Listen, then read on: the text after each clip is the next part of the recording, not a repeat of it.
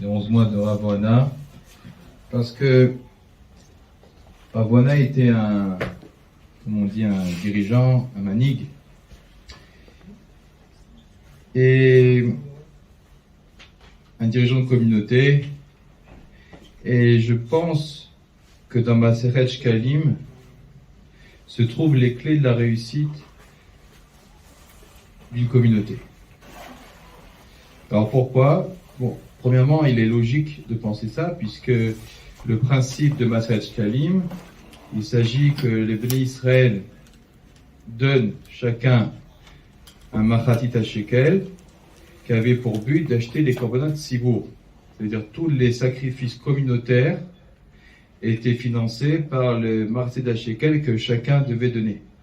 Donc c'est quelque chose de communautaire et c'est la Maseret qui parle donc de ça, du fonctionnement de comment la communauté offre à Hachem un korban. Comment la communauté se réunit pour prier, qui aujourd'hui remplace le korban, pour offrir un korban. Donc se trouvent ici les clés d'une réussite d'une communauté. Et quand on regarde, alors peut-être, on va essayer de réfléchir ensemble sur cette clé-là, bon, dans quelques minutes, juste. Eh bien, ça reflète, je pense, bien une partie de ce qu'on rappelle des belles années qu'on a eues avec Rav Hona. On a eu le srout, de le côtoyer.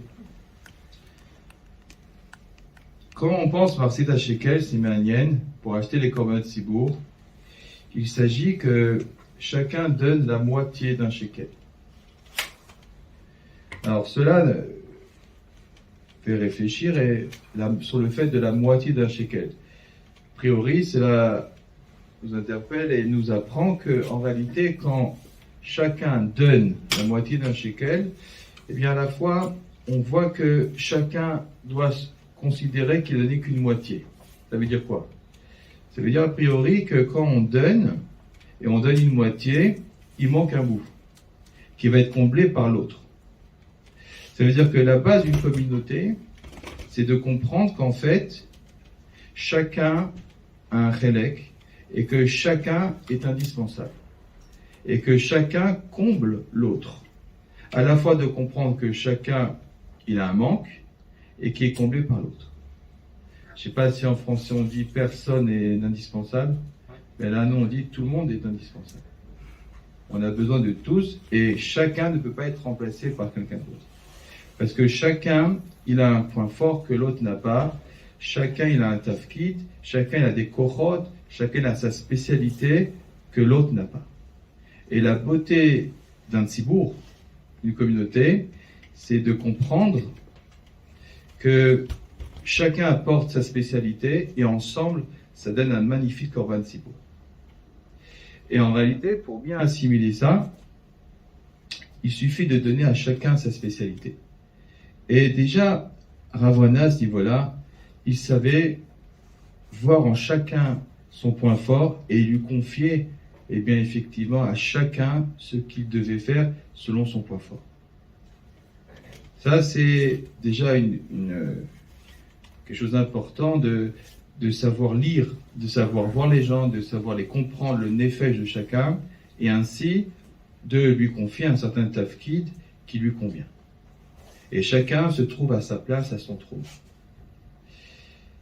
C'est déjà un premier point. Le deuxième point, c'est que Maset HaShekel, on dit que chacun donnait la même chose.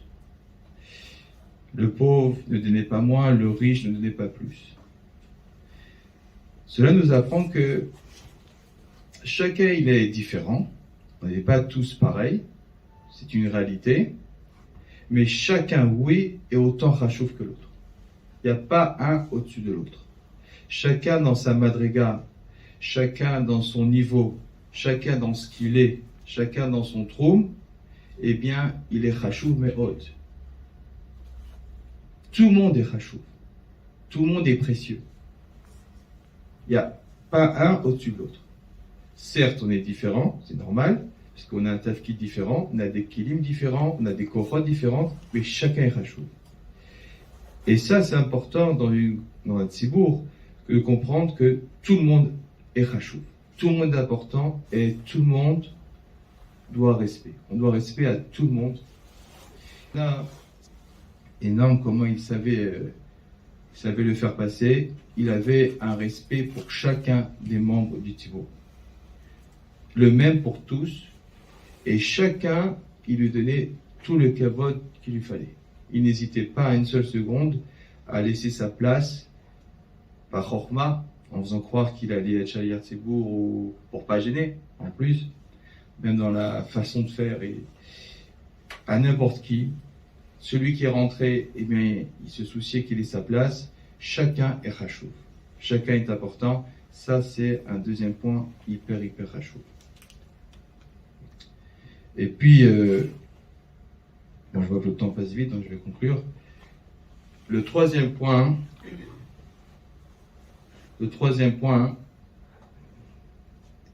c'est qu'en réalité, quand on donne Martzit à Shekel, on le donne. La Gemara a dit que celui qui ne le donne pas, il y avait les huissiers. Il n'y avait pas de tour. Il fallait donner Martzit à Shekel. Il fallait le donner. Obligatoirement. Et là, je pense que Rav Hana, il avait ce koach de pousser les gens à faire ce qu'on vient de dire, à réaliser les kochot qu'ils ont en eux. Des fois, on vient de dire que chacun a des forces spéciales, des corps spéciales, et donc, dans son trône, dans son madriga, on est tous rachou, on est tous merveilleux. Mais des fois, ce corps spécial, il reste enfoui et il ne sort pas à la poêle. Et je pense que Rav Hana, il avait cette force de pousser les gens à réaliser ce qu'ils sont, de se jeter à l'eau. C'est pour ça qu'on a entendu souvent, lors des CSPD, etc., il disait, j'ai des projets, j'ai des choses. Il est tout le temps en action. Tout le temps agir, et mettre, et dire à la personne, mais viens faire ci, viens faire ça, viens faire ci, viens faire ça. Toi, tu peux faire ci, alors fais-le. Tout de suite, et bien, mettre en action ce qu'on a en nous. Et ça, c'est une leçon hyper importante, hyper à chaud. Il ne faut jamais attendre. Il ne faut jamais attendre. Il ne faut pas attendre avant d'agir qu'il y ait tout ce qu'il faut. D'abord, on étudie, et après on voit comment on peut faire le décor. D'abord, on va à l'essentiel, et après on voit. Il ne faut jamais attendre. Ça me rappelle un midrash qui me vient en tête maintenant. Un midrash méanien qui dit que les personnes qui attendent avant d'étudier, et quand ils sont jeunes, bon, ils veulent faire ça, et puis après ils grandissent, et après il y a les études, après ils se disent on va travailler, et après on dit bon, quand on sera à la retraite, on étudiera. Bon, le midrash dit que c'est une catastrophe, cette façon de penser. Tout de suite agir, tout de suite faire des choses, ne pas attendre. Ne pas attendre une seule seconde. Être en action. Et ça, eh bien, je pense que Rav Hana, il marchait dans la rue, on le voyait avec ses yeux regarder les gens, et il attrapait les gens qui peuvent faire des choses, et tac, il les poussait à faire des choses. Chacun qui pouvait faire des choses, il poussait à faire des choses. Et ça nous manque terriblement, parce que on a tous des choses à faire magnifiques. Mais on a des fois des retenues, on n'ose pas, on a des hésitations, puis on attend qu'il y ait tout le décor qui soit fait avant de passer à l'acte, etc. Il nous manque Rav Hana qui nous pousse par derrière, il dit allez, vas-y, c'est tout, après on verra.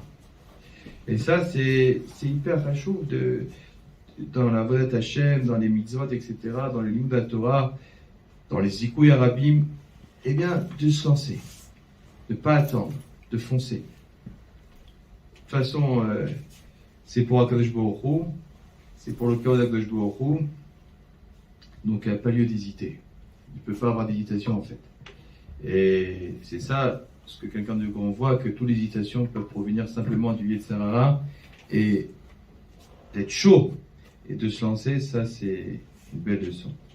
Donc voilà les les 3 points que m'ont fait penser le Mahatit Shekel, qui m'ont fait penser toutes ces années qu'il y avait Ravona parmi nous, qui dirigeait d'une main de maître notre petit Tibour, et qui il savait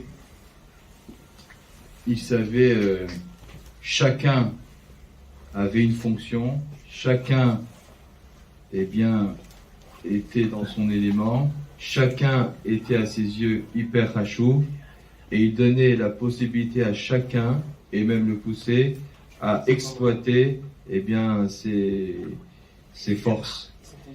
Et c'est sûr qu'il nous manque terriblement, mais peut-être que de suivre, parce que dans le nom c'est Darkei Yitzhak, donc de suivre ces chemins, on va dire, ça serait de continuer déjà ces 3 points-là qu'il nous a appris.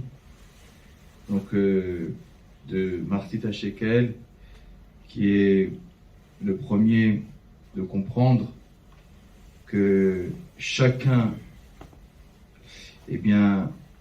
dans son trône, dans sa madriga, dans son niveau, là où il se trouve, il est indispensable. Que chacun comprend qu'on a besoin de l'autre. Que chacun comprend qu'on n'a pas tout, et que chacun est manquant, et qu'on a besoin de l'autre. Et que chacun comprenne que l'autre a quelque chose à nous apporter. Et que c'est ensemble qu'on va pouvoir faire quelque chose une bonne odeur, quelque chose de beau à Kadosh Baruch Hu. Deuxième point, Darkei Yitzhak, continuer ce qui nous a, c'est de comprendre que chacun est chachouv. Qu'il n'y ait pas aucune tension, rien du tout. Chacun mérite le kavod autant que l'autre. Chacun, on est différent, mais chacun dans sa madriga, dans son niveau, il est autant chachouv que l'autre. C'est pas la madriga qui donne le mérite du kavod ou la chashivut. C'est chacun dans ce qu'il est chachouv me'od. Donc chacun est important et chacun est chachouv.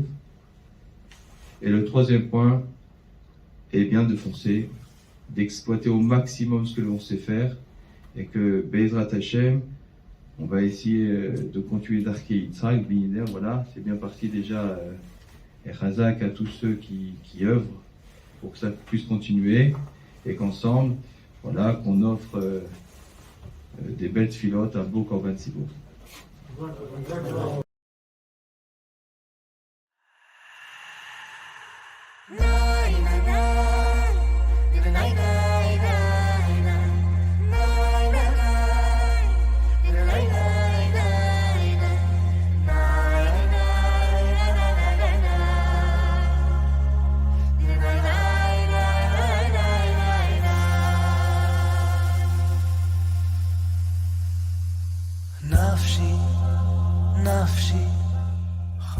Pour donner une nouvelle force dans la vie. En fait, l'idée c'est de prendre une équipe d'Avachim, mélanger avec des jeunes de la génération, pour leur donner derrière un chemin et leur guider pour leur vie qui vient, pas forcément dans la Torah, mais dans leur vie de travail, pour les préparer au mariage, pour les préparer pour la vie et pour leur donner une force.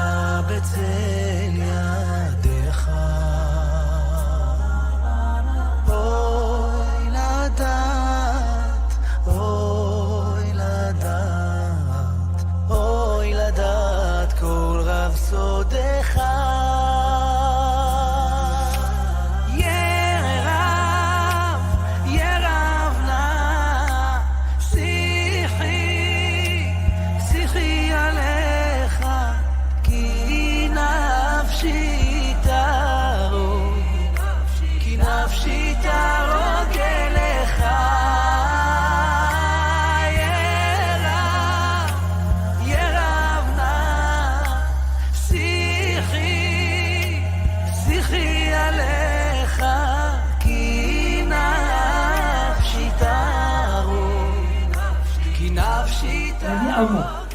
Et c'était ça c'est pour moi. Et je vais te dire les mots. Pour ça tu vas enregistrement d'Adash.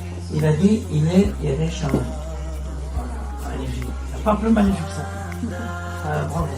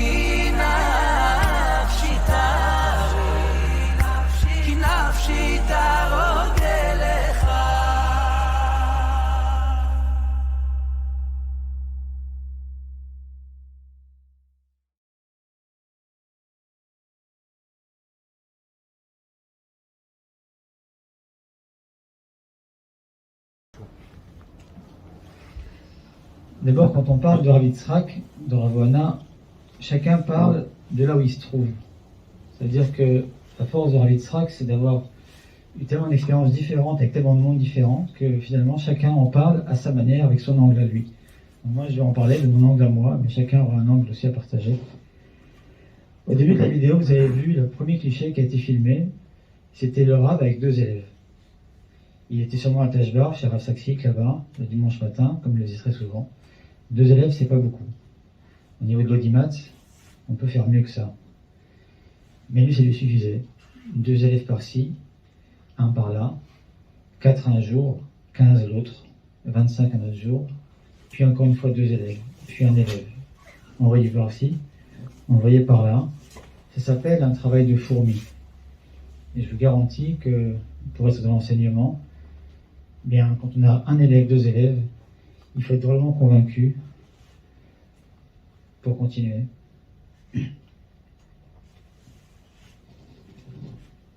Ensuite, quand on a pris dans le montage la partie où il parlait aux collègues dans ce fameux film, il a dit une phrase extraordinaire. Il a dit, dans son projet, c'est moi lui, vous vous rappelez, il a dit, on aimerait donner une nouvelle force à la ville. C'est ça qu'il a dit. Donner une nouvelle force à la ville. C'est ça qu'il a dit, Rav Yitzhak. Mais qu'est-ce qu'il veut dire quand il veut dire on veut donner une nouvelle force à la ville? Que veut dire Rav Yitzhak? De quelle nouvelle force il parle dans ce grand projet de donner une nouvelle force à la ville? Et juste après, il dit quoi? Il dit on voulait mélanger des avrechim avec des jeunes pour les guider sur le chemin de la vie. Je me rappellerai toujours une phrase de Yoav, un jour qui avait dit au Esped, il avait dit Yoav, il avait dit il nous a pas appris à étudier, il nous a appris à être heureux. Il nous a appris à être heureux. Je ne sais pas si vous imaginez ce que ça veut dire, qu'un élève dise de son maître qu'il m'a appris à être heureux. Et il voulait que l'Avrechim se mélange au Bachurim, c'est son grand projet, pour qu'il leur apprenne à savoir comment travailler, comment vivre le mariage, comment étudier, les guider sur le chemin de la vie. Ce sont ses mots à lui. Son projet à lui, c'était ça. C'était en fait de donner une nouvelle force à la ville. La force à la ville, c'était en fait d'intégrer tout le monde, tous les profils, tous les âges, mais que cette Torah-là, elle infiltre tout le domaine de la vie. Et qui est un chemin de la vie. Et ça, c'était le deuxième point fort de Rav Yitzhak, c'est qu'il avait une vision globale. Et ça, c'est énorme, parce que les gens qui ont des grandes visions, en général, ils veulent des grands événements. Ils veulent du peuple, ils veulent de l'audimat. Et Rav Yitzhak, pour aller au bout de cette grande vision-là et transformer la ville, eh bien, il le faisait avec humilité, en prenant élève par élève. Et on sait très bien ce que ça a donné. On a compris l'ampleur des spédim et l'ampleur de la perte, puis après sa disparition. Mais ce travail de fourmi, dans cette vision globale, c'est ça qu'on a perdu. Le troisième point important, David Srak, c'est que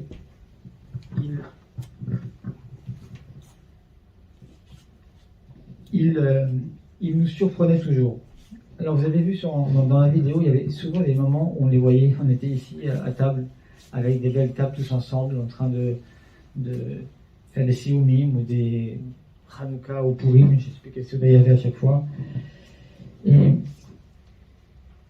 à quoi on reconnaît un homme qui est grand? Adam Gadol, comme dit Rav Wolbe. Et j'ai compris, malheureusement beaucoup trop tard, les Gadlut de Rav Yitzhak, mais c'est quoi Adam Gadol? Adam Gadol, vous le voyez, quand vous mangez avec lui à une Seouda, vous savez qu'il est là, mais qu'il n'est pas là.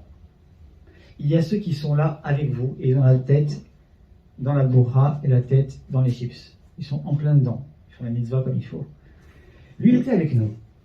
Mais il avait une capacité à élever la matière avec une noblesse qui montrait qu'il avait une face ici et une face autre part. Il était là par nécessité. Et il était dans la matière par besoin et par moyen.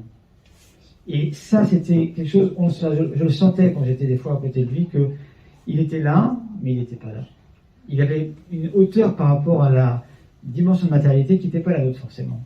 Et ça, quand on est à côté d'Adam Gadol comme ça, c'est extrêmement rassurant.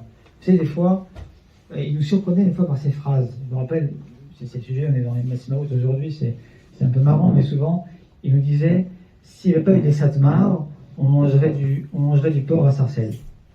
Et mais qu'est-ce qu'il me veut là? Pourquoi il raconte ça? Pourquoi il nous dit? Il dit que s'il n'y avait pas des braques, eh bien sache qu'on serait Mechal el Shabbat à sarcelles. Et il nous laissait comme ça.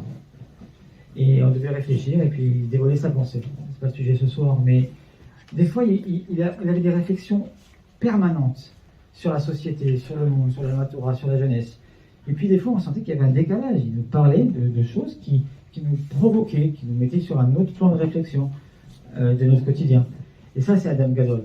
Adam Gadol, c'est un homme qui te surprend, qui ferme les yeux un instant, et quand tu poses une question, il te dit une réponse que tu ne t'attends pas du tout, ou alors il te bouscule.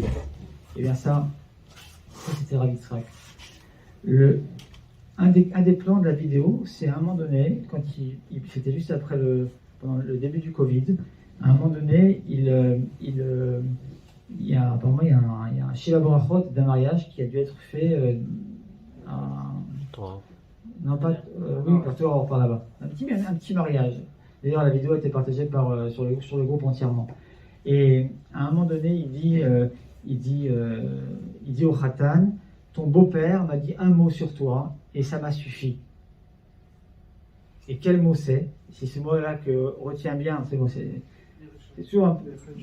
De l'entendre parler, on pourrait en parler des heures, mais de voir et de l'entendre, ça fait mal, mais ça fait tellement de bien quelque part. Et il a dit, avec son doigt comme ça, ce mot-là, c'est celui-là qui m'a marqué. Il dit, c'était quel mot? Yirat Shamayim. Et on sait très très bien que Rav Yitzhak, qui portait bien son nom, on sait très bien à quel point il revenait sans arrêt sur la notion de Yirat Shamayim. Yirat Shamayim, Yirat Shamayim.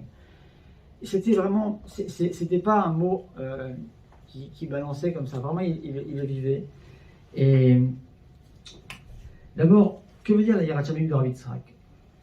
J'en parlais avec mon épouse tout à l'heure, et c'est vrai, quand on pense à Rav Yitzhak, on pense à la tfila de Rav Yitzhak. Les tfilot de Yom Noraim, ten pardecha, ten kavod leirecha, c'est des mots qui résonnaient 2, 3, 4 mois, 5 mois, 6 mois après les Yom Noraim. On savait, la voix de Rav Yitzhak dans les Zret Nashim, les femmes s'en rappellent, et nous encore plus. Hashem ou Elohim, c'est des choses qui nous ont marqués, qui nous ont imbibés, infiltrés, c'est dans le sang, nous et nos enfants. Mais ça, c'était le moment où il arrivait à faire vivre un événement. Ça, c'est les Yirat Shamayim. Pareil pour Simchat Torah. Simchat Torah, on savait que c'était spécial, Simchat Torah. Il n'y avait qu'un seul minyan, on finissait à 15h.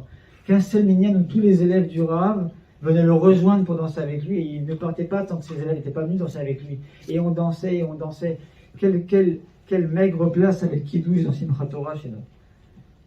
Et on savait que c'était jusqu'à plus de force qu'il fallait danser. Ça s'appelle Yirat Shamayim. Quand il dit Yirat Shamayim, c'est-à-dire on peut être triste quand il faut être triste, joyeux quand il faut être joyeux. Il faut être Be'ira quand il faut être Be'ira. Vivre les choses comme il faut, où il faut, Ça, il nous l'a appris. Il nous l'a transmis de manière complète. Juste, j'en parlais avec Yoel, je demandais à Yoel une anecdote, et il m'en a dit une très courte tout à l'heure, mais pour vous dire c'est quoi Yirat Shamayim, il m'a raconté un jour Yoel il y a un enfant qui devait lire à la Torah, Shabbat apparemment, et Yoel lisait juste avant. Bon, étant grand, il s'était entraîné, il lisait bien sans faute. Et le petit jeune qui arrivait, il démarrait, c'est sa première lecture. Et comme Yoel venait de lire et qu'il devait relire derrière lui le même passage, alors il a dit à Yoel dans l'oreille, quand tu vas lire le maftir, fais une faute. Pourquoi? Pour pas que le petit se sente gêné après une belle lecture, fais des fautes. Comme ça, il se dira, il a fait des fautes. Mais on l'aurait jamais su. Il n'y a que Yoel qui le savait. Fais une faute pour pas que l'autre soit gêné. C'est rien. Mais ça participe de ce travail de fourmi, de Yirat Shamayim. Il n'y a rien de grandiloquent là. Il n'y a pas de haut-parleur. C'est juste un sentiment de l'autre. Ça c'est la Yirat Shamayim. Enfin, et je finirai avec ça. Vous avez vu à la fin l'image qu'a pris Yitzhak, elle est fabuleuse, où il est à la fenêtre, à Rembrucht, avec tous les jeunes. C'est une image qui est prise au ralenti quand même, mais si vous regardez bien l'image, vous la verrez quand on la partagera dans le groupe. C'est une image où Rabbi Yitzhak a deux visages, il a deux expressions. Il a une grimace de souffrance, puis après il a un sourire, puis il a un regard en arrière. Et ça, je crois que cette souffrance, cette rigueur, et cette bienveillance, et ce sourire, et ce regard en arrière, et ce retour vers nous, c'est Rabbi Yitzhak, et c'est comme ça qu'on doit s'en rappeler. Moi, ce qui m'a toujours marqué chez Rabbi Yitzhak, en particulier quand je faisais les allers-retours avec lui, on parlait beaucoup d'école, d'enfants, de kirou, de jeunesse, de limoud, c'était vraiment notre point commun. Et il y a une chose qui m'a toujours frappé, j'ai jamais été très d'accord avec lui, mais maintenant je comprends, c'est le rapport qu'il avait avec l'enseignement. C'est un homme qui n'enseignait pas comme les autres. On a connu des rabbanim, des enseignants, des professeurs. Il avait un rapport au limoud qui était extrêmement particulier. En deux mots, je veux dire, c'est quoi son rapport au limoud? Rav Dessler, il pose la question sur un daf de Gemara. Il dit, Rav Dessler, pourquoi un daf de Gemara, il n'est pas fait comme un cours d'histoire géo? Grand 1, grand 2, grand 3, grand 4. Petit A, petit B, petit C. Ce serait plus simple, non? Une page de Gemara, c'est un balagan. On n'y comprend rien. Juste, il y a un Rav qui parle, c'est le même, alors on continue. Après, on passe d'un sujet à un autre. On vient par-ci, on vient par-là. Franchement, il faut suivre des fois. C'est pas évident. C'est trop cher, c'est pas évident. Et ça, c'est pas évident. Et il dit Rav Dessler, c'est que la Gemara, elle est en balagan pour que tu mettes tes kochot et qu'elle touche ton cœur. Si c'était trop circuit, trop intellectuel, tu l'effleurais, tu aurais un cadre facile. Mais comme c'est balagan, il faut rentrer dedans et c'est le cœur qui est touché. Rabbi Yitzhak, il avait une approche du limoud balagan. Je m'explique. C'était mon épouse, je ne disais rien, elle me disait, elle enseignait avec lui, elle avait cours de français juste après son cours de Gemara dans la classe. Donc elle rentrait juste après lui. Eh bien, le bureau, il y en avait partout. Et la Gemara, les crayons, les trousses. Il n'était pas Messoudar dans le sens Messoudar où on l'entend nous. Où on l'entend nous, ça veut dire dans le sens occidental, très scolaire, et les us et coutumes. Il n'avait pas que ça à faire. Il allait droit au but. Sa question, son problème, c'était le lève, le cœur de celui qui est en face. Et quand tu as le cœur de celui qui est en face comme objectif, tu ne te fais pas, tu ne t'encombres pas avec toutes les manières et les us et coutumes. Quand il y avait des formations à Haute-Zaratora ou Haute-Par des fois, eh bien les formations, les grandes formations pompeuses de toute l'équipe pédagogique, il écoutait 2-3 minutes, il prenait sa Gemara, il s'en allait. C'était pas son monde. Son monde, c'était le cœur des enfants. Et ça, je crois que c'est, pour nous enseignants, nous dans le limoud, c'est une notion énorme à tirer. Aller au cœur, peu importe ce qui se passe autour, et toucher les enfants, toucher la jeunesse. Et je finirai en disant, c'est l'histoire Torah, mais quand Abraham il est venu faire l'espèce de Sarah, c'est marqué, l'Iskoda, l'Ifkota, il est venu faire l'espèce de Sarah, l'Ifkota, il est venu la pleurer. Il a pleuré Sarah. Là-bas, le kaf, il est tout petit. Pourquoi il y a un tout petit kaf dans le mot l'Ifkota, il a pleuré? On dit parce qu'il a pleuré, mais pas exagérément. J'aimerais proposer un petit quelque chose. C'est que, après tout, pourquoi si on veut dire qu'il n'a pas beaucoup pleuré, il faut diminuer une lettre? Alors pourquoi est-ce qu'il faut diminuer le kaf et pas une autre lettre? On aurait pu diminuer n'importe quelle lettre, et on aurait pu apprendre pareil. On aurait pu dire aussi, Voilà, il y a un petit Tav, il y a un petit Lamed, et donc il faut apprendre qu'il ne faut pas beaucoup pleurer. Pourquoi le Kaf? Le Kaf, qu'est-ce qu'il représente le Kaf? Le Kaf, dans le Lashon HaKodesh, il représente le Kaf à Dimion. Kaf, ça veut dire comme. Ke Shulchan, comme la table. Ke Moshe, comme Moshe. C'est comme, la ressemblance à. Le Kaf, c'est la ressemblance à. C'est le Kaf à Dimion, ce qui ressemble. C'est ça le lettre Kaf.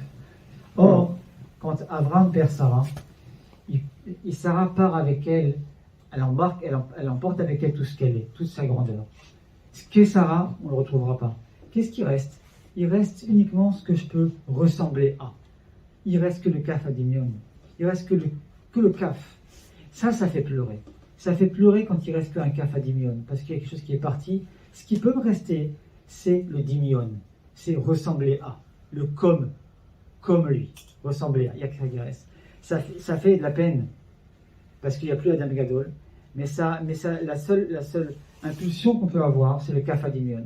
Parce que moi je ressens aujourd'hui avec Rav Yitzhak, et quand je vois ce film-là, et les autres souvenirs qu'on peut avoir, c'est le Kaf à Dimion. Vraiment une envie de pleurer, mais finalement aussi un Kaf à Dimion pour me dire, voilà, tout ce qu'on a énuméré dans sa Yirat Shamayim, dans sa vision dans l'autre, dans son rapport, sa grandeur, sa hauteur, sa vision globale, le monde, tout ce qu'il a porté, eh bien, on doit garder le Kaf à Dimion.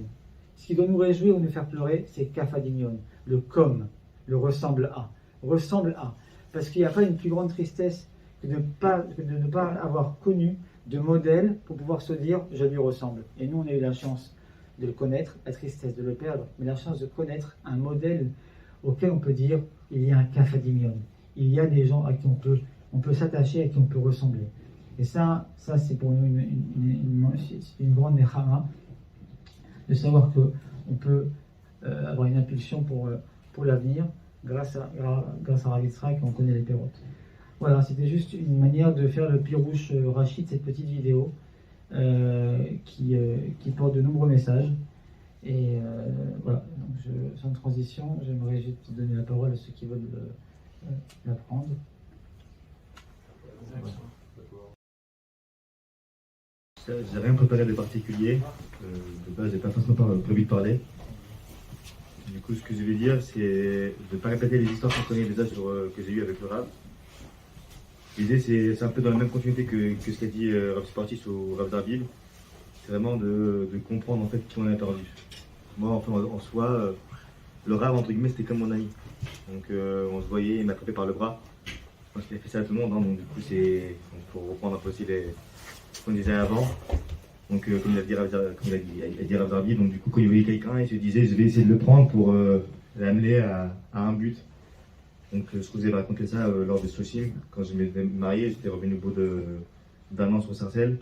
Dès qu'il m'a vu, il m'a directement vu, il m'a pris par le bras en me disant Ilan, qu'est-ce que tu fais le soir? Est-ce que tu t'étudies, etc. Alors, je lui ai dit, bon, la vérité, ça fait un moment que je n'étudie pas beaucoup.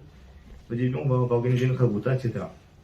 Et du coup, c'est vraiment cette manière de faire en prenant chacun par le bras, en le tirant, même si on ne voulait pas. Donc, il y en a pas ici qui peuvent témoigner que des fois, le Rav lui disait, viens, je vais te prendre et tout.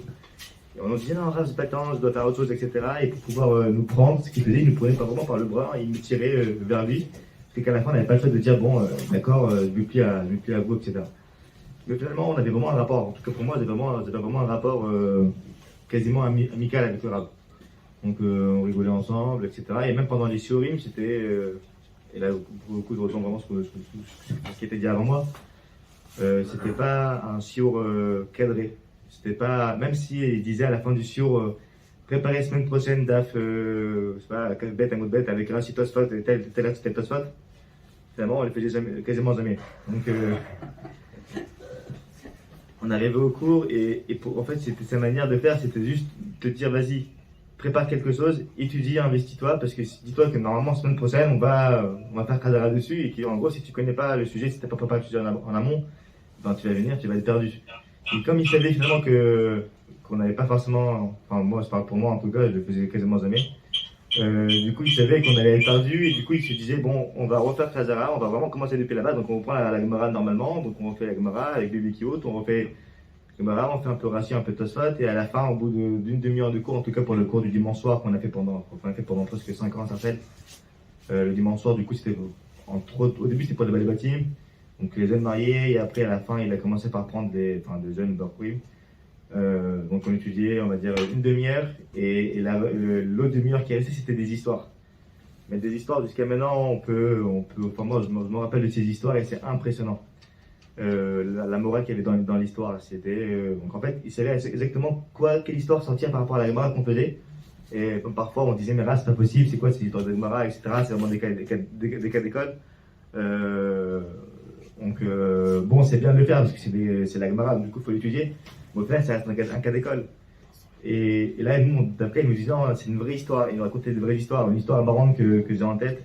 Histoire quand même de rappeler des blagues qu'il nous faisait. Donc une fois, il y a une Gemara dans Ktuvot qui parle de divorce. Et bon, de cas assez particuliers. Et du coup, on dit, mais là, c'est pas possible d'avoir des choses comme ça, que le mari se comporte aussi mal par rapport à la femme, qu'il en veut plus à ce point-là, etc. Il nous dit, mais non, je vais vous raconter une vraie histoire qui se passe à Ben Brak. Je pense pas s'il y en a qui se rappellent. C'est pour ceux qui étaient là au cours. Et du coup, l'histoire, c'est la suivante, c'est qu'il y a un rave, je crois que c'était un Rosh Kollel, enfin c'est un Rosh Kollel de Bnei Brak, et du coup avec sa femme ça se passait mal pendant des années, donc il n'avait pas la chorma de bien se comporter avec sa femme.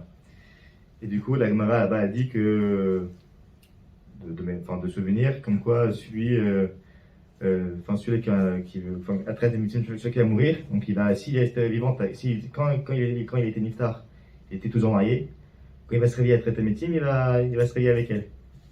Et là, il a dit, celui-là, il voulait pas se réveiller avec elle. Qu'est-ce qu'il a fait? Il a divorcé au bout de 200 ans. Il a dit ça, je vais pas me réveiller avec toi. Comme ça, quand je vais me réveiller, je vais me réveiller sans toi. C'était des petites histoires parmi tant d'autres qui nous racontaient des histoires tout ça assez sympathiques, assez marrantes. Mais l'objectif de l'histoire, c'était juste vraiment de nous montrer c'était quoi l'importance d'être bien avec sa femme, de savoir se comporter rapidement, correctement avec elle. Il y en a même un qui avait raconté cette histoire lors des Sosim. C'est des choses qui nous, forcément, m'a assez frappé en disant, il me disait alors comment c'est chez vous avec vos femmes, etc. Bon, nous on rigolait, on disait bon, par exemple de passer avec un peu de ou de passer avec un peu de celle qui rencontre, etc. Il rigolait avec ça, et du coup maman il nous disait, et à chaque fois comme il finissait, il disait bon en gros c'est toujours elle qui a raison, faut toujours tout ce qu'elle te dit tu l'écoutes. Alors ça veut pas dire qu'il faut pas discuter avec elle, mais d'abord on écoute ce qu'elle dit, et après on va discuter avec elle gentiment, pas qu'on se fight avec elle et après ça fait des histoires. C'est vraiment l'idée, une des idées qu'il voulait nous faire passer. Il y a un point aussi qui est très très important, et ça c'est vraiment une phrase qui m'avait marqué, je l'avais aussi dit à Madame Anna les premiers sabbats qu'on faisait chez elle lorsqu'il y avait Yosef Haïk qui était encore ici. C'était une fois, il nous avait dit il faut étudier avec tout le monde. Donc toute personne, tout rab, en tout cas toute personne qui a des capacités, qui connaît la Torah, vous pouvez apprendre de lui. Parce que des fois on le disait, mais Rab, lui c'est un charlatan, soi-disant il étudie la Torah 24 heures sur 24, mais de côté il fait une tonne d'escroquerie, etc. Est-ce que ça vaut le coup d'étudier avec lui? Il a dit comme ça, et ça c'est une phrase vraiment qu'il faut, pour moi c'est une phrase qui m'a beaucoup marqué, et c'est un grand moussard. La fois suivante il m'a dit, regarde ce que j'ai dit à mon fils et ça paraît. À la des fois il se plaint des rabbanim. Donc, des rabbanim qui ne sont pas forcément hyper bien au niveau des midot, mais malgré tout ont quand même beaucoup de connaissances. Est-ce que ça vaut le coup d'écouter ces shiurim là, à savoir, surtout que je sais que finalement cette personne-là n'est pas vraiment intègre avec sa Torah. Il a dit comme ça, il faut savoir quoi apprendre de chacun. Donc de lui tu vas apprendre son cours, son contenu, mais pas cette personne. Donc il faut vraiment savoir quoi extraire de chaque personne. Et c'est un peu ce qui a été dit avant, donc de chaque personne avec qui il discutait, avec qui il était, il savait quoi lui faire apprendre, de un, mais de deux, quoi apprendre de lui aussi. Et ça, c'est un truc pour moi que c'est extraordinaire. D'autres idées aussi sur le rap, parce que l'objectif, je pense aussi, de ces 11 mois, et c'est aussi un peu comme tu disais, Mickaël, c'est vraiment d'apprendre de son caractère. Comme je disais au début, c'était vraiment un rapport amical, donc moi, c'était quasiment comme un ami. Mais quand il est niftar, c'est là que je me suis rendu compte de la perte qu'on a eue. Enfin, que j'ai eu en tout cas pour moi. Mais c'est bizarre, il n'y a plus personne qui m'envoie de texto le dimanche matin en me disant ce soir, Shiur à 20h. C'était 2 mots le texto, c'était Shiur Besmoné.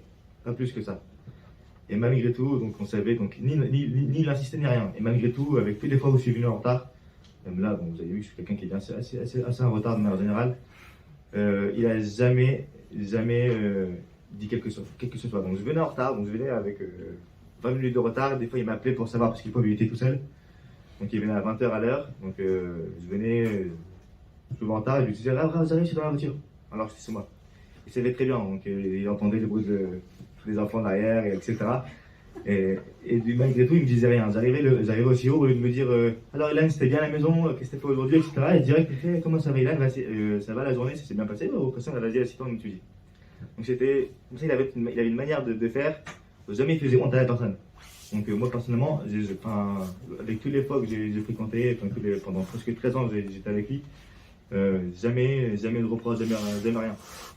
Par contre, à chaque fois, il venait nous relever et nous dire ce qu'on faisait de bien. Une fois, j'avais fait quelque chose à la fac qu'il avait apprécié. Et l'histoire, elle a fait le tour de tout ça, celle. Pourquoi? Parce que ça lui avait tellement plu, la chose que j'avais pu faire, que ça lui tenait vraiment à cœur. Donc voilà, et ça, c'est vraiment une des idées, je ne vais pas forcément m'attarder, mais l'idée, c'est vraiment ça, c'est vraiment de dire que. Faut vraiment prendre conscience de ce qu'on a perdu. C'était pas juste un grave lambda comme une personne lambda. C'était pas juste un ami, c'était vraiment quelqu'un. Bon, c'est ce que j'avais dit la fois dernière aussi, c'était vraiment entre guillemets un père qui faisait attention à chacun. Et chaque souci de chacun, c'était un souci pour lui.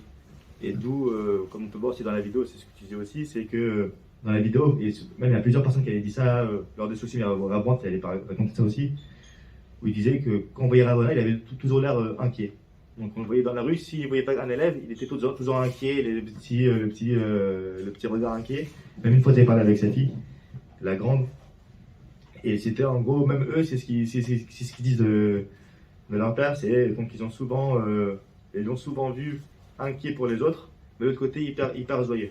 Donc il avait les deux points, c'était impressionnant, ça veut dire qu'on le voyait marcher dans la rue, il était inquiet, et dès qu'il voyait un élève ou il voyait quelqu'un qu'il connaissait d'un coup, le grand sourire qui débarque, comment ça va, qu'est-ce que tu racontes, etc. Et vite, il était à l'aise, alors qu'il y a 2 secondes avant, il avait des soucis. Même il y a plusieurs personnes qui avaient témoigné de ça, parce qu'à Rabouin, apparemment, il parlait beaucoup avec lui par rapport à des problèmes, et du coup, c'était impressionnant. Après, je vais finir juste avec ça. Comme on dit souvent, donc, un grand homme se cache derrière une grande femme. On parle beaucoup du Rav, mais pas assez de sa femme et de ses enfants. Pour le coup, sa femme, ça, je ne vais pas dire ce qu'elle dit aujourd'hui, si déjà pour nous c'est compliqué et qu'on le Rav nous manque, alors il faut vraiment croire, faut vraiment essayer de se mettre à la place de sa femme et se dire ce qu'elle a entendu vivre aujourd'hui. Avant qu'elle parte de la France, j'ai eu la chance de la voir juste avant son départ. Et du coup, elle raconte des histoires du Rav qui sont vraiment très très très fortes. Et il n'y a pas d'heure pour l'appeler.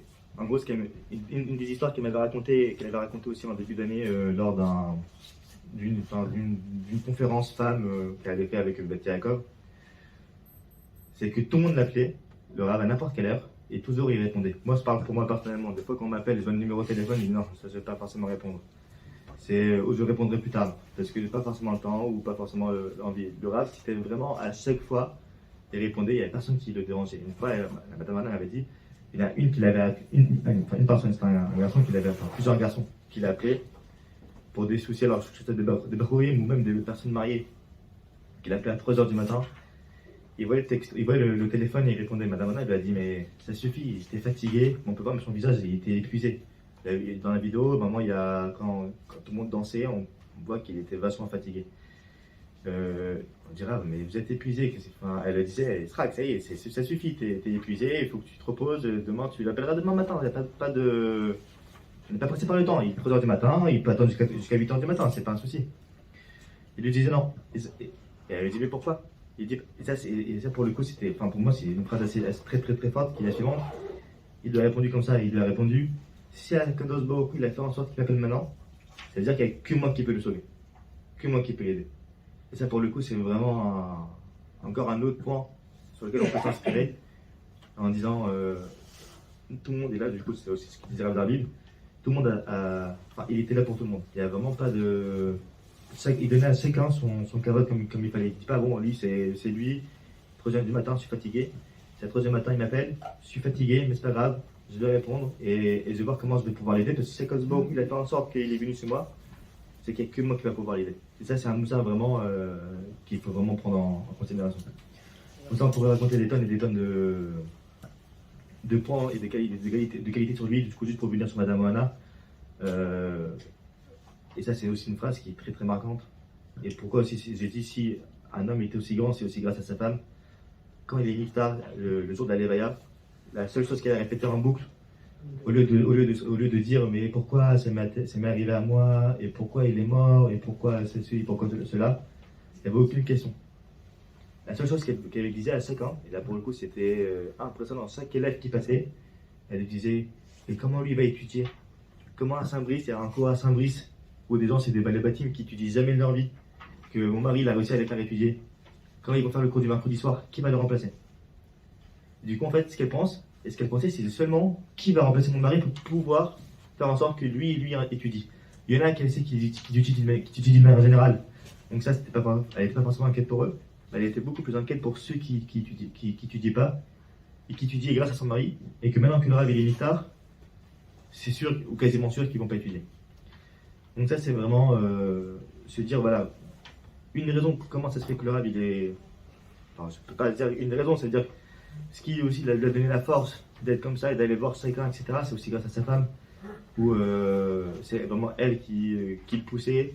Et que même quand elle n'était pas là, moi, elle me disait, même, il était pas forcément là le soir, il rentrait avec nous à des heures pas possibles, des fois, quand j'étais un peu plus jeune, pas comme si j'étais beaucoup vieux, mais ouais, quand j'avais dans les 15-16 ans, etc., que j'étudiais avec lui le jeudi soir au cours de la pizza, on rentrait avec lui, on finissait la synagogue, il était 23h, 23h30, des fois on le tirait, et il restait avec nous, jamais il disait quelque chose. Sa femme, elle acceptait, et pour elle, c'était même pas juste elle acceptait par obligation, c'est qu'elle acceptait avec kiff, et c'est limite elle qui lui disait vas-y, fais en sorte que tes élèves étudient, etc. etc.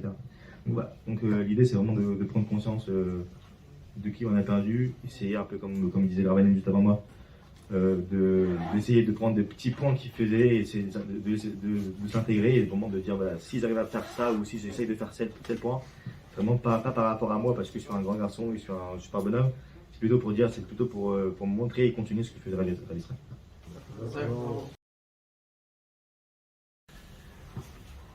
Un témoignage vivant d'un élève qu'il a côtoyé, c'est toujours un plaisir. Et ça va renforcer vraiment le Dvar Torah que je vais dire à sa mémoire. Et Lou Nishmat Rav Yitzhak Ben Miriam. Et c'est vrai que depuis qu'il nous a quittés, je réfléchissais sur le chemin. C'est impressionnant parce qu'on constate qu'en réalité, ici à Sarcelles, pour la jeunesse plus particulièrement, en tous les cas, il est vraiment irremplaçable, puisqu'il n'y a personne qui vraiment a le calibre, si on peut dire. Et on va voir au travers du Dvar Torah que je vais vous transmettre. A priori, il n'y a personne qui a vraiment le calibre et qui répond à toutes les qualités qu'il avait. En fait, mon idée, elle démarre de la fameuse Gemara de Yebamot qui concerne la période dans laquelle nous nous trouvons, celle du Homer, concernant les Talmidei Rabbi Akiva. Donc les élèves de Rabbi Akiva, c'est écrit que durant cette période, les 12 000 pères d'élèves qui avaient chez Rabbi Akiva, qui étaient les élèves de Rabbi Akiva, ils sont niftar, ils sont décédés durant cette période. Et tous ils sont décédés donc durant cette période qui va de Pessah à Atzeret, donc de Pessah qui va jusqu'à Shavuot. Pourquoi ils sont décédés durant cette période? Parce que Lo nahagu kavod zelazé, c'est ce que la Gemara dit. Parce qu'ils ne se comportaient pas, ils ne s'honoraient pas l'un l'autre. Difficile à comprendre les Talmidei Rabbi Akiva ne se comportaient pas convenablement. Mais ce qui est encore plus difficile, c'est qu'en réalité, on sait que cette période du Homer, c'est la période qui est celle où on s'apprête à recevoir la Torah, qu'on appelle celle qui est, on est dans la dynamique de Kabbalat Torah, donc du don de la Torah. Et on voit que la seule défaillance, si on peut dire, la seule reproche que la Gemara adresse ici, c'est le problème de Kavod Zelazé. Il n'y avait pas d'honneur l'un envers l'autre. Alors qu'a priori, on aurait pu trouver une autre faille, c'est-à-dire que on aurait pu dire, par exemple, ils n'étaient pas assez enthousiastes, ils ne montraient pas assez de volonté d'accepter cette Torah. Mais la Gemara dit non, lo nahagu kavod zelazé. Pourquoi l'un et l'autre sont liés, c'est-à-dire pourquoi le fait qu'il n'y avait pas du kavod l'un vis-à-vis de l'autre, c'est-à-dire de l'honneur, pourquoi ça a été le critère déterminant pour que cette épidémie fasse le ravage que nous connaissons. Ça, c'est le premier point. Donc, en fait, quel est le lien qu'il y a entre Kabbalat Torah et le kavod? Et le deuxième point, c'est de comprendre, en réalité, nous lisons des parachiotes qui, a priori, aussi, on a l'impression qu'elles n'ont pas de lien avec la période que nous traversons. Et lorsque on voit Shemini, Tazria, Metzora,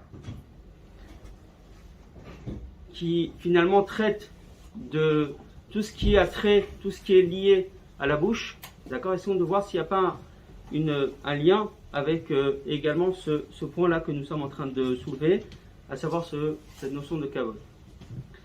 Alors pour comprendre en fait cet enseignement de la Gemara, je vais m'inspirer de deux enseignements qui sont cités dans Pirkei Avot, Maxime des Pères. C'est écrit là-bas, dans le Perek Revi, c'est écrit, Rabbi Yossé, il dit Kol ha-mechabed et Torah, gufo mechubad ala briot. Ça veut dire tout celui qui honore la Torah, littéralement son corps entier est honoré.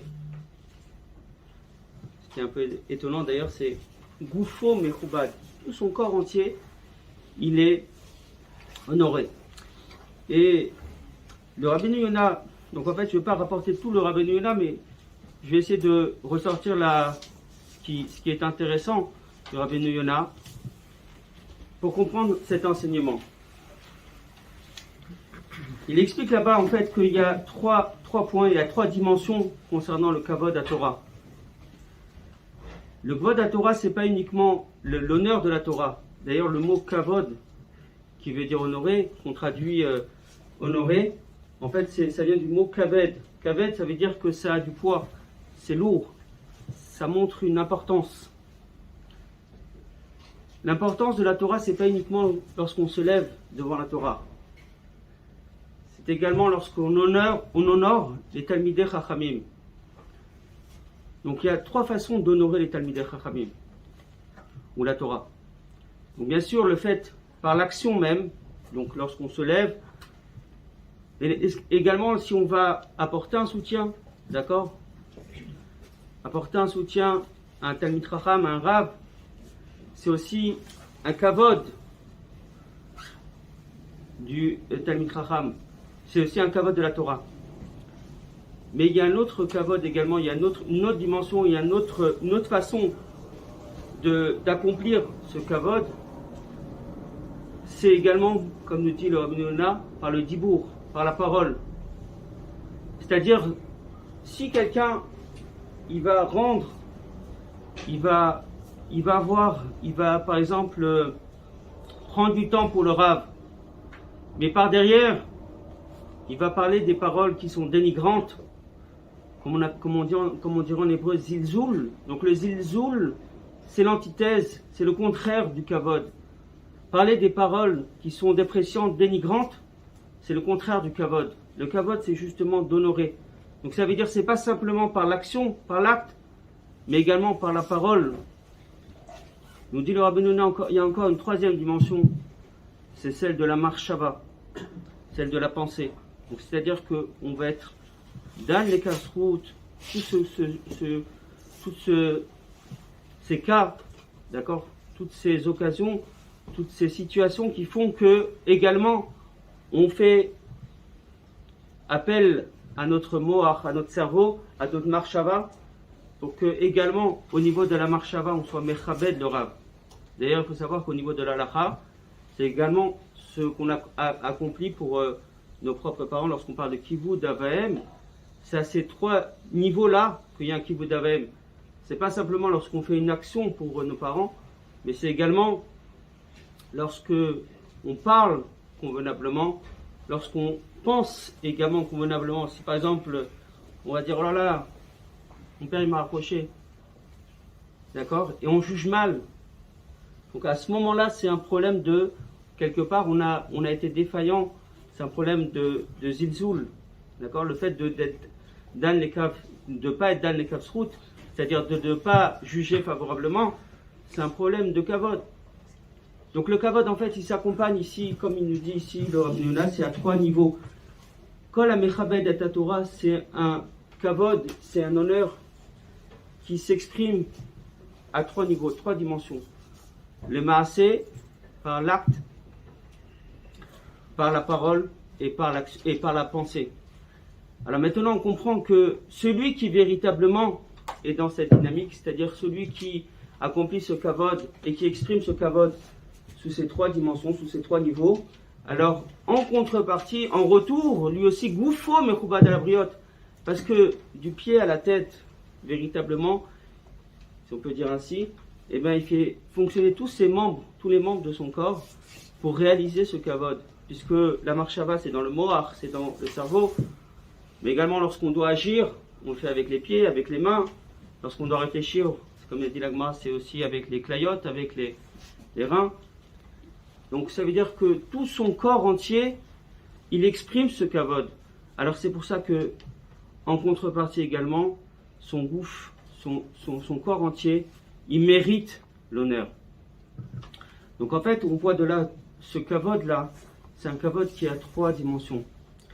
Et il y a un deuxième enseignement également qui montre, qui va aussi dans cette notion de kavod, celui qui dit que Ezeu mechubad a mechabed abriot, tout celui qui est celui qui mérite l'honneur, c'est celui qui est mechabed les briotes, donc celui qui honore les créatures quelles qu'elles soient.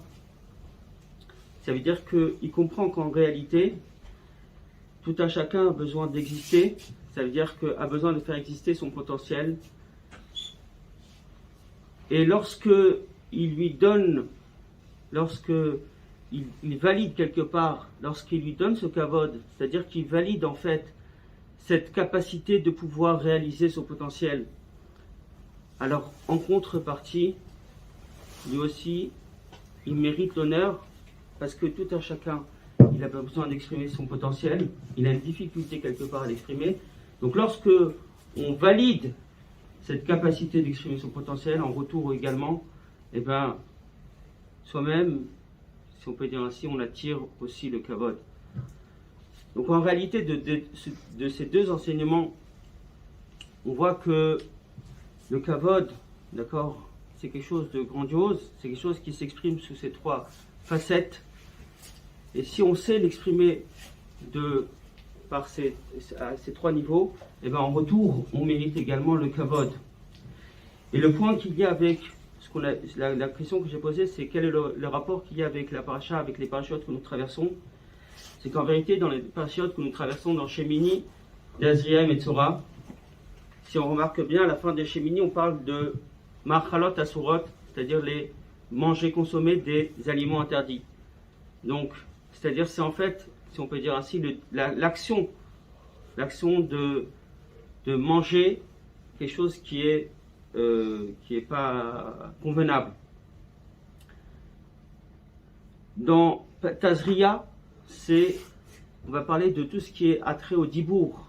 Donc bien sûr, c'est tous ces trois parachiotes, elles parlent des trois points qui sont liés à ce qui concerne, qui a trait à la bouche, voilà, au P, à la bouche. Donc la première, c'est le fait de manger des aliments qui sont pas convenables, qui sont donc prohibés par la Torah. Deuxièmement, dans Tazria, c'est dire des paroles qui ne sont pas convenables. Donc, c'est-à-dire lorsqu'on dénigre quelqu'un, donc c'est des paroles qui ne sont pas convenables. Et le troisième point, le troisième point, c'est dans la marshava, c'est lorsque également on a une attitude, comme elle dit la Torah, on va mettre l'orgueilleux, on va le mettre à l'écart. Celui qui a une attitude, donc c'est-à-dire marshava, hein, ça fait appel à la marshava, celui qui a une attitude orgueilleuse, alors lui aussi il est mis à l'écart. Et en fait, on retrouve également ces trois dimensions qu'on a citées concernant le kavod, à savoir le dibour, le maasé, c'est-à-dire l'action, la parole et également la marshava, la pensée. Et lorsque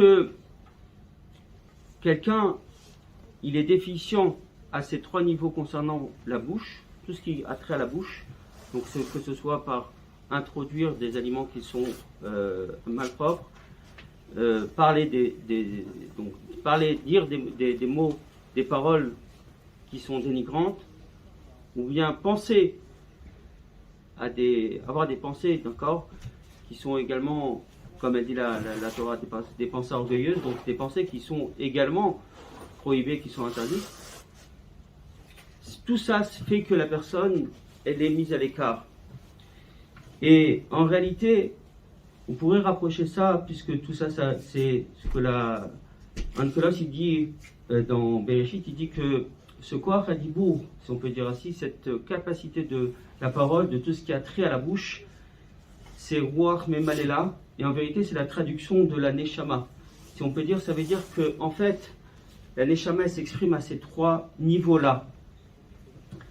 Et lorsque la neshama elle est entachée à ces trois niveaux, d'accord, c'est quelque part un zizoul, c'est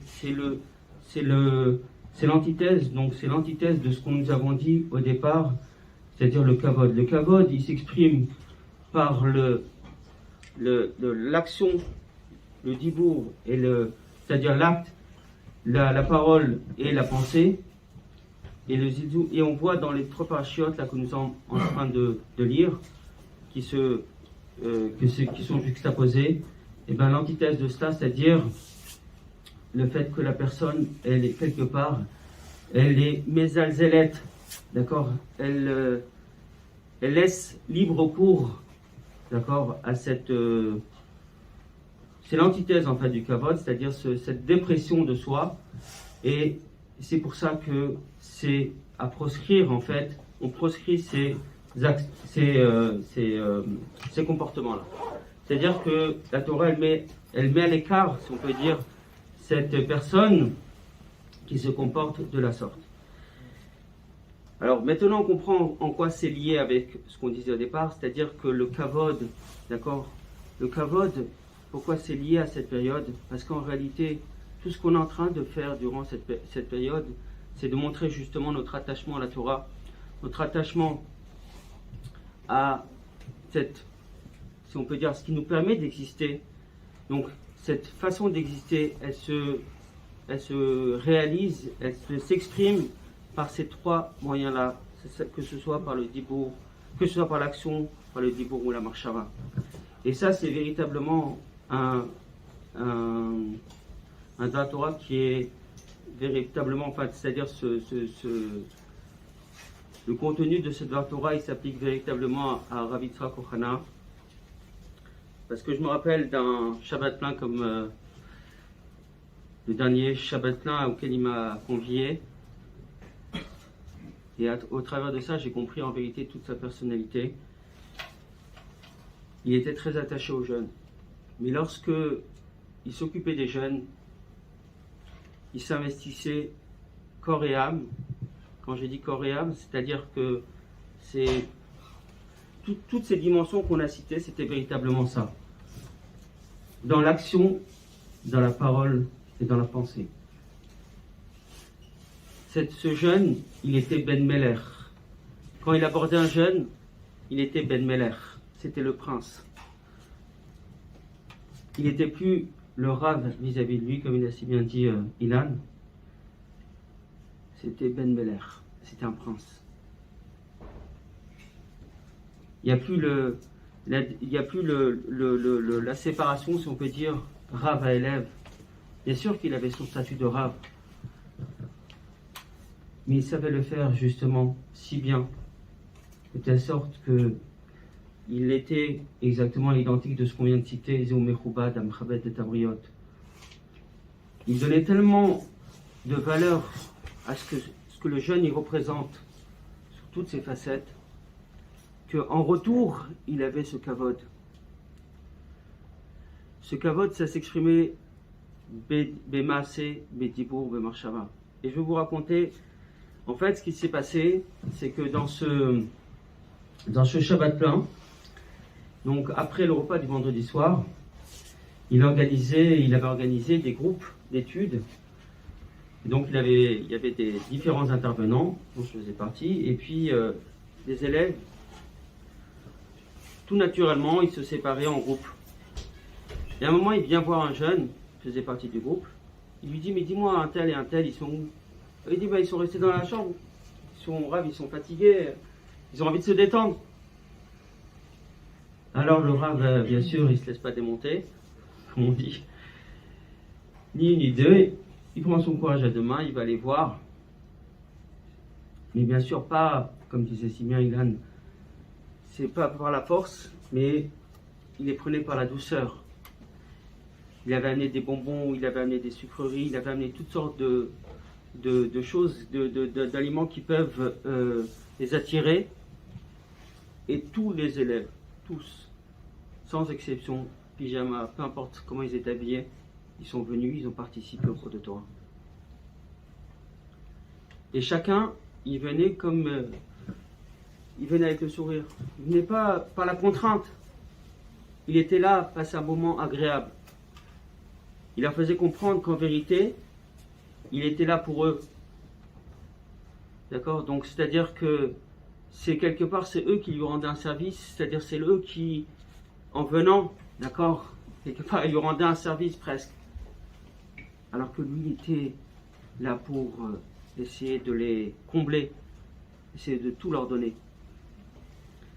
Donc c'était vraiment Bémas, et il faisait tout ce qu'il fallait au niveau de l'action, au niveau de la parole, et au niveau de la marshava. Pourquoi de la marshava? Parce que lorsqu'on s'occupe des fois des jeunes, d'accord, on voit tellement de choses qui peuvent nous surprendre, ou en tous les cas qui peuvent nous déplaire, que en général on se laisse, si on peut dire ainsi, démonter par leur apparence extérieure.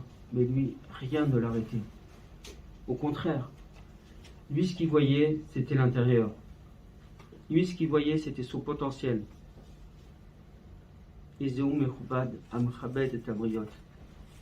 savait donner un kavod. Il savait donner une réalisation, une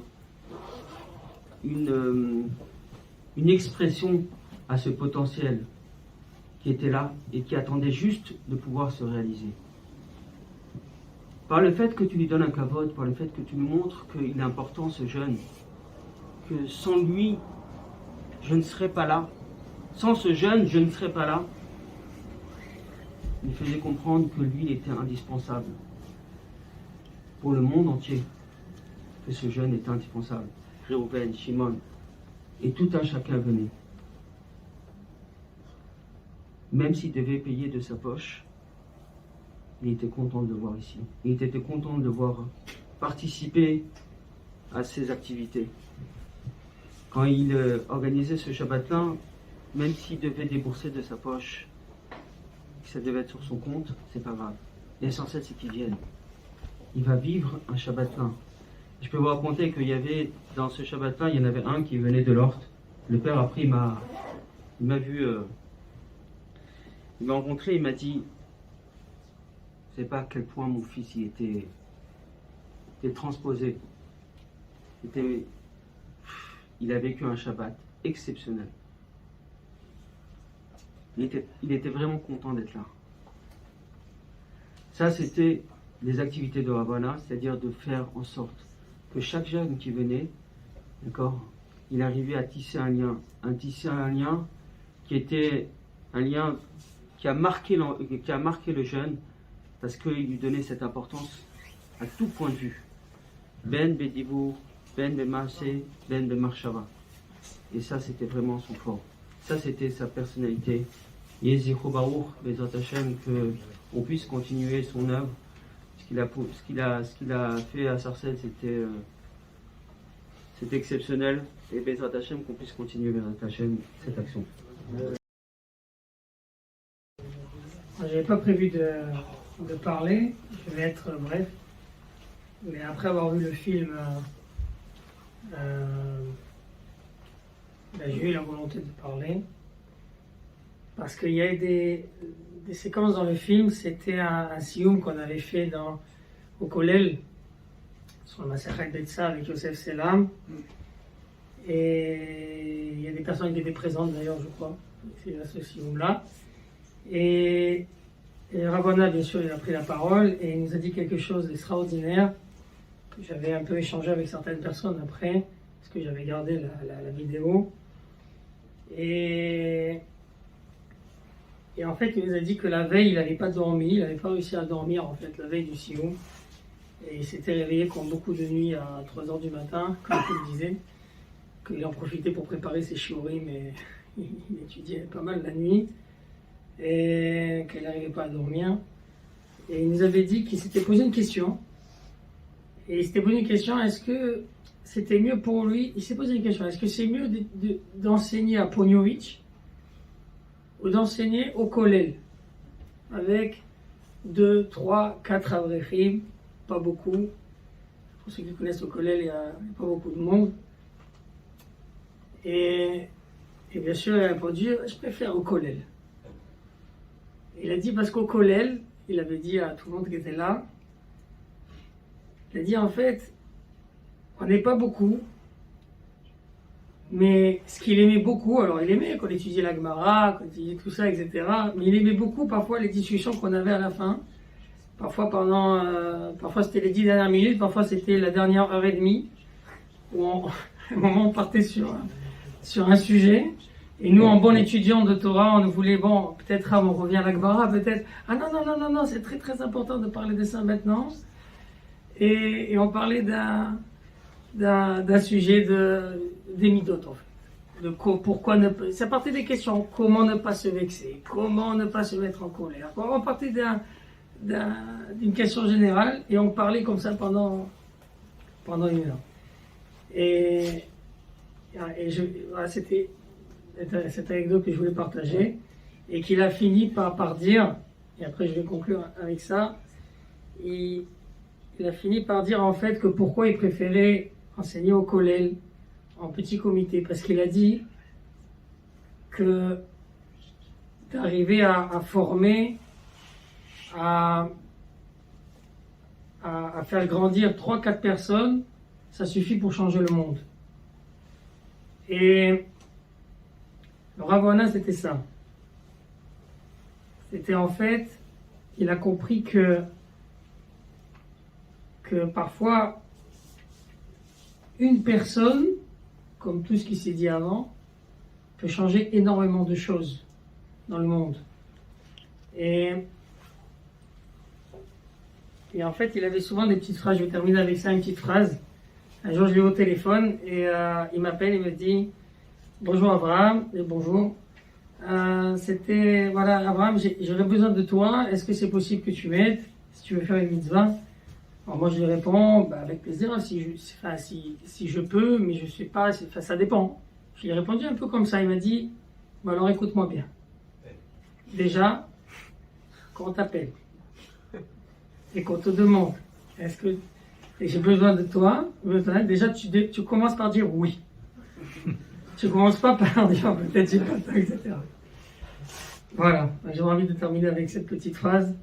Donc voilà, les petites phrases de Ravona qui nous remuent, nous manquent. D'accord.